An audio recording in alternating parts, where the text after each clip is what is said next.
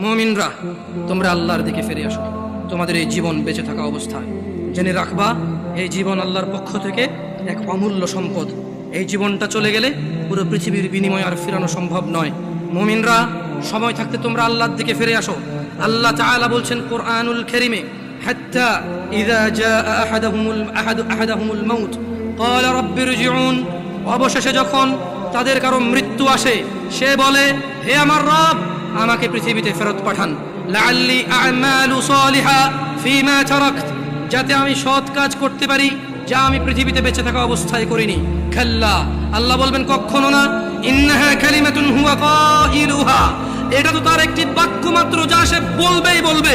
ওয়া মিন ওয়ারাইহিম বারযাখুন ইলা ইয়াউমি ইউবআসুন, তাদের সামনে বারজাখ থাকবে উত্থান পর্যন্ত। ও নয়াপাড়ার মানুষরা, তোমরা আল্লাহকে ভয় করো, আল্লাহকে ভালোবাসো যেভাবে ভয় করা উচিত।